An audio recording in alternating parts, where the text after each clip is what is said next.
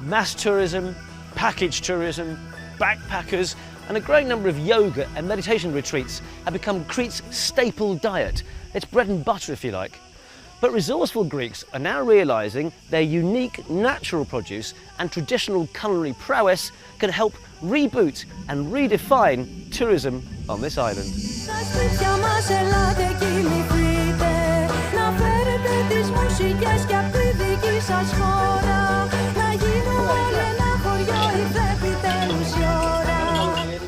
He has 7 small gardens like this. They use in the kitchen, they use what they produce. So what do we have here? He has carrots, beans, tomatoes. From vineyards to allotments, Crete has long had a tradition of local fresh produce creating the classical healthy Mediterranean diet.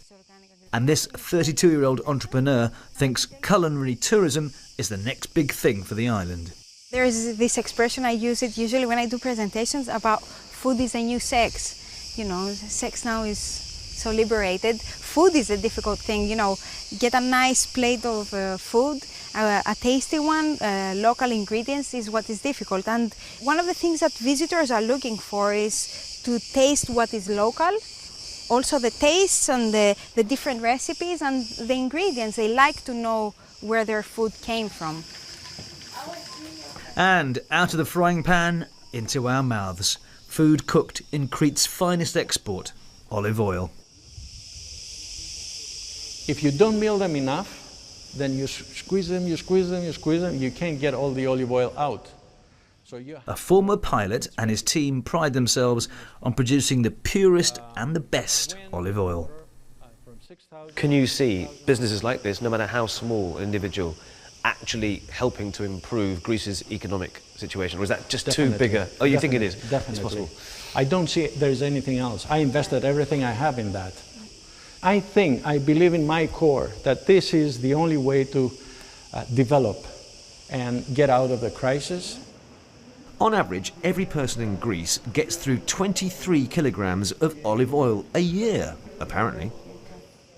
One of the main things is that it's not bitter because of the way they process it, where they just crush the olive so you don't get the pits inside, the bitterness.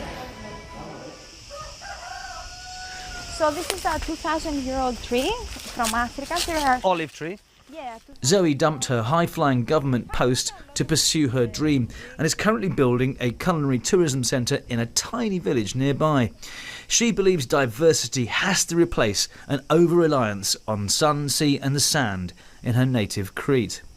I want to create a centre for culinary tourism and you know, like activities for tourists. We don't have a lot of that here. So I would run cooking seminars or wine tasting, food tasting, puppetry seminars, other crafts and ceramics. And just to get people to know the local traditions there and the culture in an interactive way.